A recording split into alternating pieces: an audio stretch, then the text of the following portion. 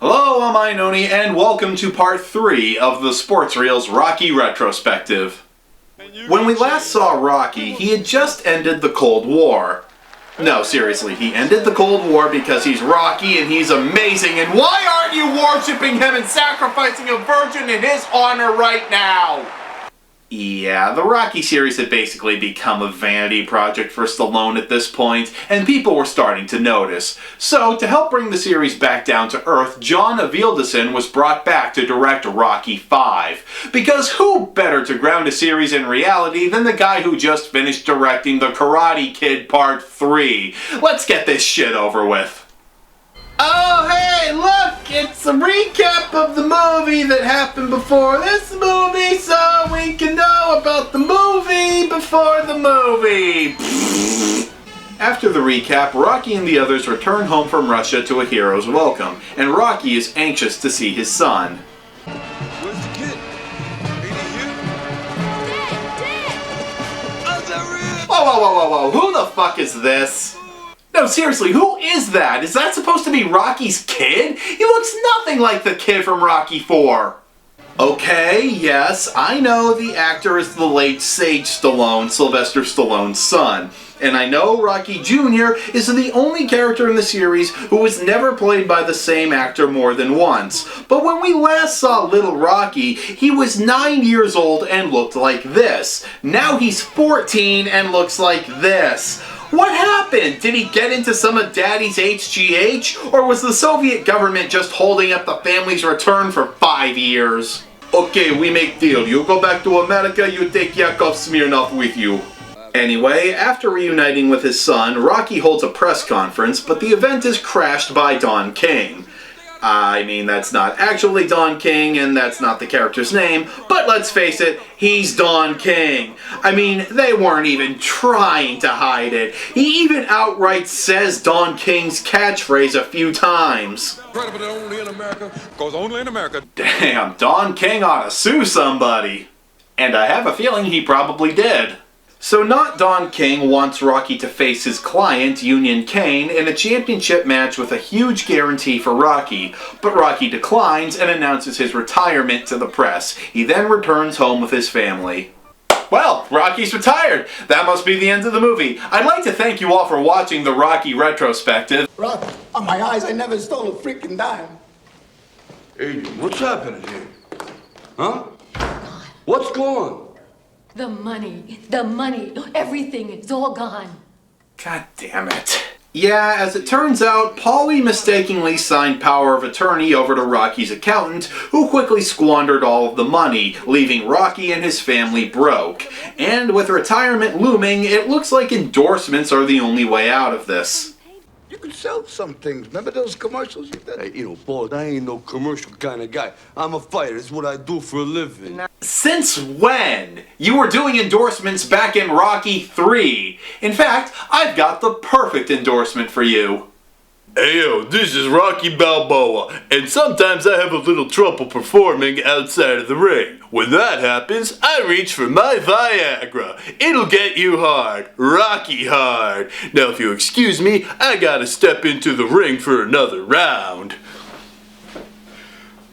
Yeah, Adrian! I did it!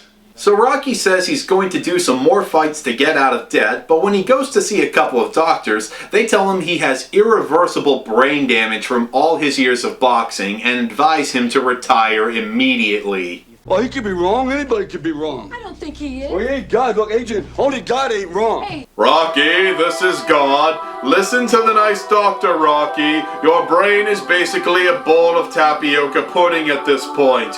You know, I keep telling this same thing to NFL players, but none of them ever listen to me. Adrian convinces Rocky to finally retire permanently, and now the family has to auction off their home and possessions. His son doesn't take the news very well. Don't worry about it. We've been down before. I'll get it all back. We just gotta stick together, right? Home team. I can't believe we only got $20 for the robot. I thought it was worth a lot more than that. Rocky takes a walk around his old neighborhood to clear his head, and he walks into Mickey's old gym, which he inherited after Mickey died. And I tell you something, Well, if he wasn't here, I probably wouldn't be alive today. Because I think that people die sometimes when they don't want to live no more. Nature's smarter than people think. And nature is smarter than people think. Well, apparently Rocky really does have brain damage, because now he's having flashbacks to scenes that were never in any of the previous movies. So Rocky and his family move back to their old low-rent neighborhood in Philly. Despite the announcement of Rocky's retirement, Not Don King keeps trying to lure him back for a few more fights. Let me handle your husband's career and the money will pour in. You can start living like human beings again. Listen, Mr. Duke, we're living like human beings. You ought to try it sometime. And leave my husband alone.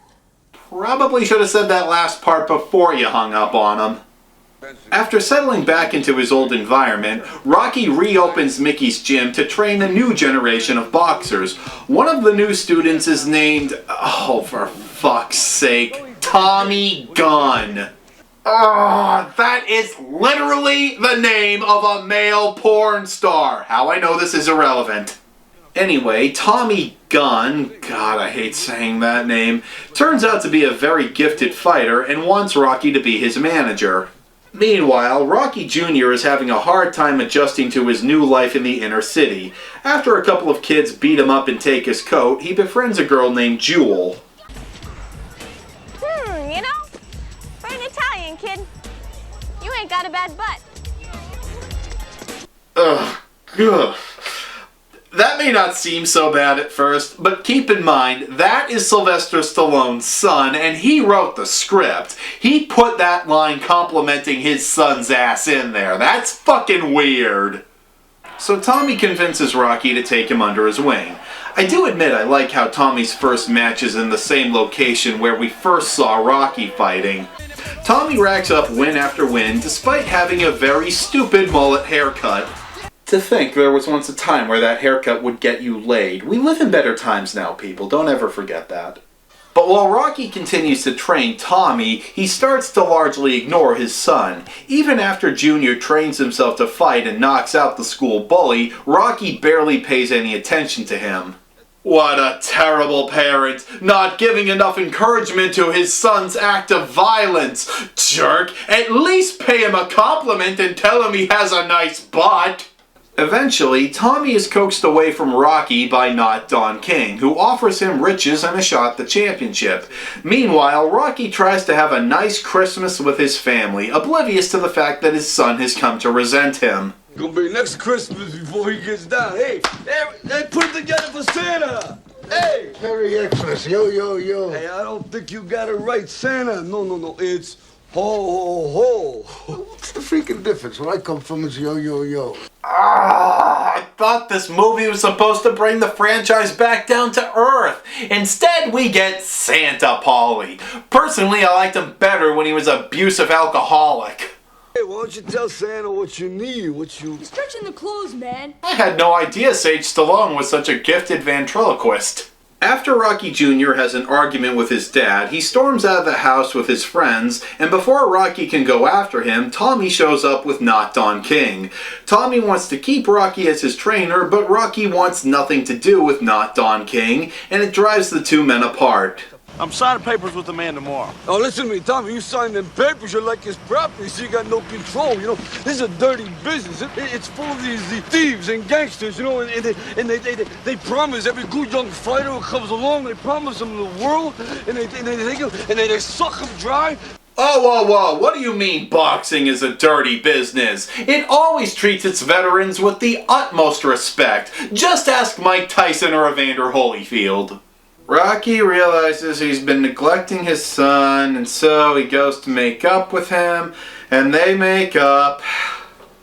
I'm seriously running out of things to say here. This movie is just so boring. I mean, really goddamn boring. I never thought I'd hear myself say this, but I miss the robot. The robot was stupid as hell and made no goddamn sense, but at least it was something. I mean, I don't care about Rocky Jr. Tommy Gunn is bland. The actor playing him sucks. Is it too late for me to skip the rest of this retrospective and do some Disney Channel sports movie or something? Okay, fine, I'll finish what I started. Tommy gets his match against the champ, Union Kane, and knocks him out to become the new world champion.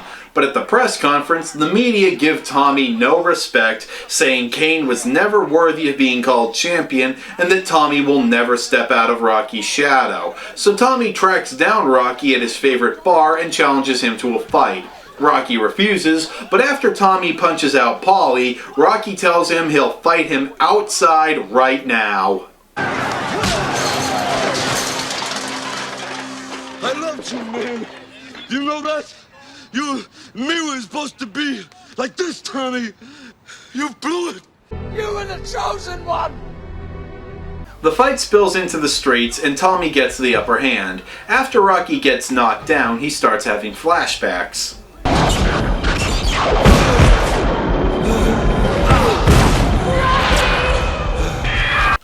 The fuck was that? Was Tony Burton just dubbed by an eagle? But of course, Rocky gets up and fights back, and after a really boring fight, he knocks Tommy down for good. And then not Don King has to get his comeuppance. Come on, Pug. Touch me and I'll sue.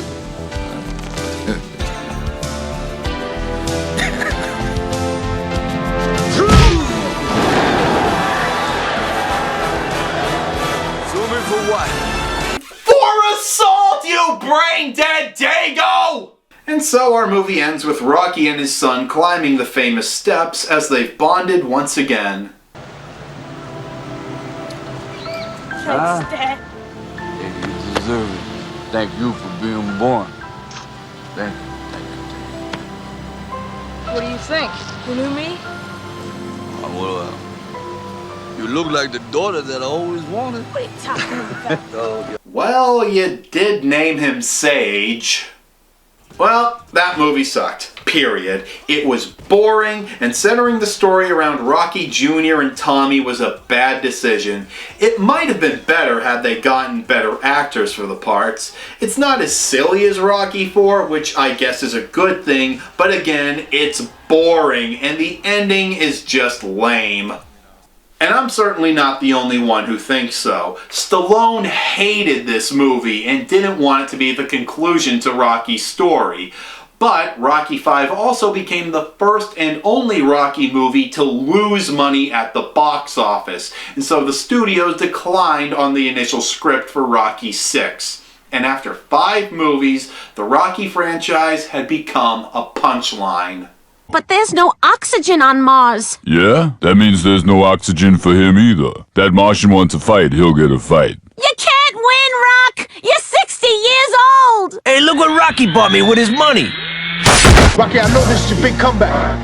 And I know I came back from the dead to train you. But this fight tonight is pure insanity. No way, Apollo. You just wanna, you move. Easy, Rocky. Not too many syllables. Balboa needs a miracle! Yo, that's brisk, baby. Get in there! Save some of that for the sequel!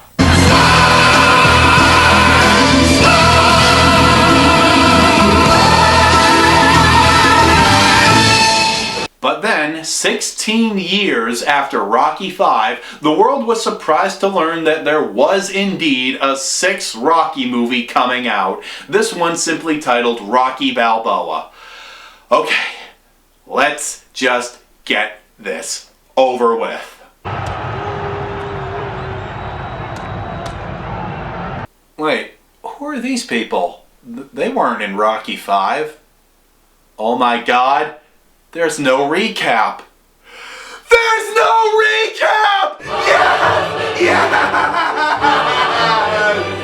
Finally, after 5 friggin' sequels, we get one that doesn't start with a recap of the previous film. I guess it's true. Stallone really did hate Rocky V and didn't want us to be reminded of it at all. Hey, this is great. Now we can finally do away with the silliness of the previous sequels and just get serious for a change. So, who was that boxer anyway? Yet another quick knockout for Mason Dixon. Mason Dixon. Mason, the line.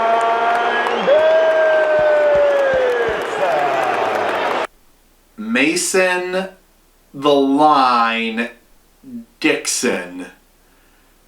Well, okay, room for a little bit of silliness, I suppose, so it's okay if they want to give this boxer the name of a rejected Looney Tunes character. After that, we see Rocky waking up one morning, still living in his low-rent neighborhood. Now, hold on a second, where's Adrian?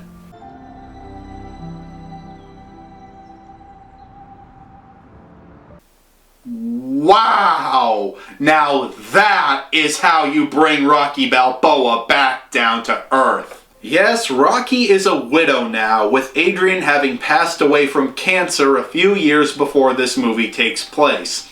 And there was no contract dispute with Talia Shire. Stallone came up with this idea to give Rocky an emotional hurdle from the start. That's brilliant. I don't even have a joke here. That is just fucking brilliant. That night, we see Rocky going to the restaurant he owns, named after his late wife. There, he serves up Italian food and tells tales of his days as a boxer to patrons. After his son backs out on plans to spend the evening at the restaurant, Rocky goes on a trip down memory lane with Paulie. But while Rocky relives the sweet memories of his first day with Adrian, Paulie says he's sick of living in the past because he treated her so badly. Yesterday wasn't so great. It was to me. Not to me. You treated her good. You had the good times. I treated her bad. I don't have to think about this. Wow. Two aging men reminiscing the past, one with fond memories and one with bitter, painful memories. It's like Stallone was taking this movie seriously or something. After Paulie takes off, Rocky heads to the bar he used to frequent when he meets an old familiar face. We met a long time ago. We did? When I was a kid, you walked me home. I did? Told me to stop smoking and things. Stop smoking. Are you little Marie that used to hang out at that atomic hoagie shop? Oh, right. This goes back to a scene in the first Rocky I didn't mention before.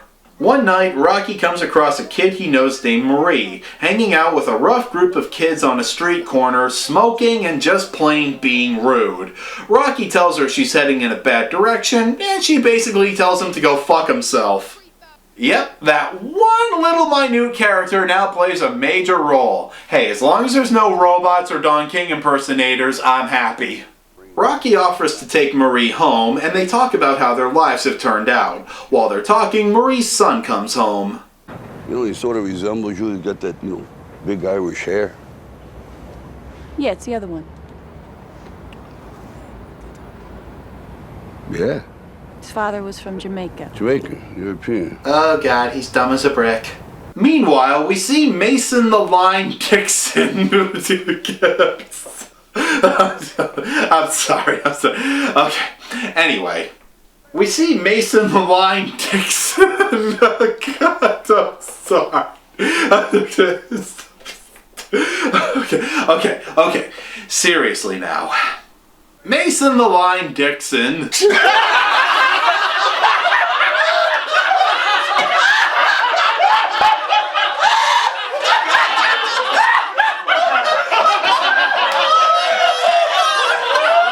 Alright, stop! Dixon watches a special report on ESPN where they use a computer simulation to determine who would win in a boxing match between Dixon and Rocky in his prime. He's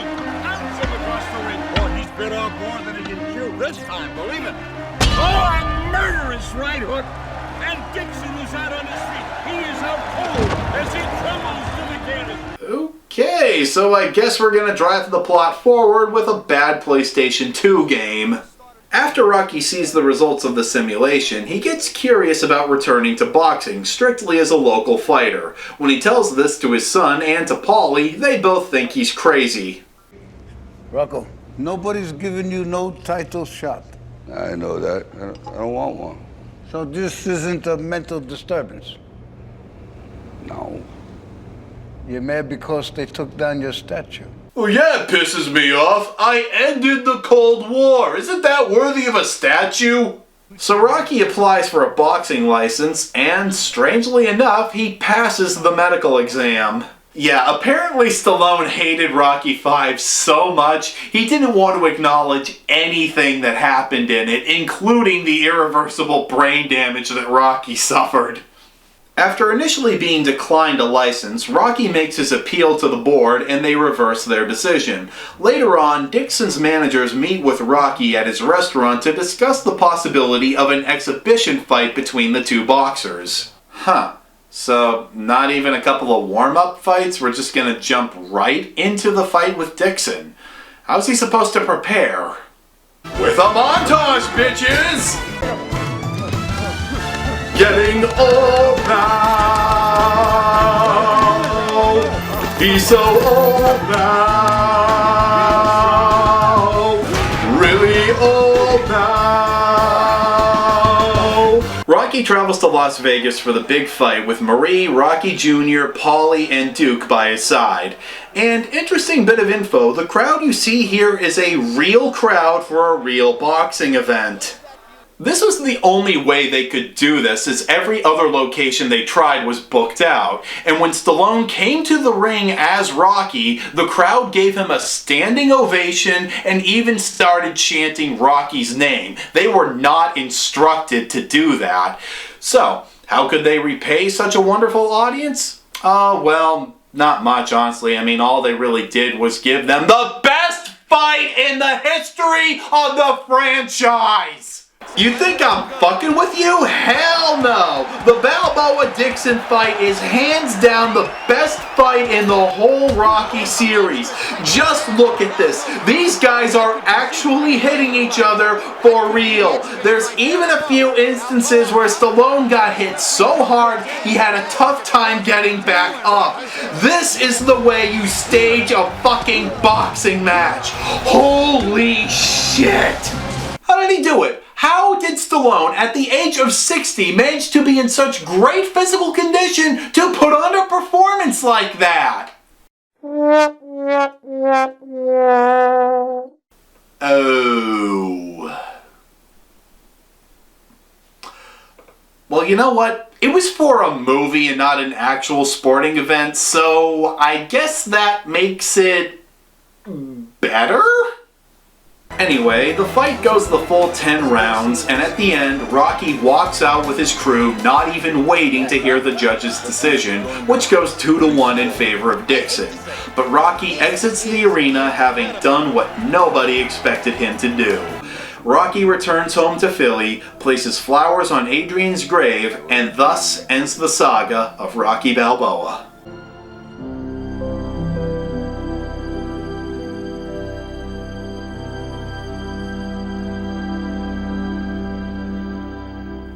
And what a way to go out. Rocky Balboa succeeds where Rocky V failed. It manages to bring the franchise back down to earth, and it made it okay to love Rocky again. The acting is great all around, the drama hits hard, and even though we only get one fight, it's a superb fight. For my money, Rocky Balboa is second only to the original. So, how best to summarize the Rocky movies? Great, good, okay, what the fuck, total crap, great again. Oh, I suppose you want a little more than that? Well, honestly, I think it's somewhat unfair to judge the legacy of Rocky by a few bad apples. Sure, Rocky V left a bad taste in everyone's mouth, but Rocky Balboa reminded us why we love the character in the first place. It may be cliche to call a sports movie inspirational, but Rocky is just that. Haven't we all felt like an underdog at some point? Like nobody believes in you? That's Rocky, the underdog from Philly who got the opportunity of a lifetime and made it count. We can all look up to Rocky, we can all be inspired by him, and ultimately, I think that's what makes Rocky so great. Well, that's it. I'd like to thank each and every one of you for watching the Rocky Retrospective, but I guess it's time to get back to reviewing other sports movies since there's no more Rocky movies left. I'm Iannone, and those are the highlights. See you next time.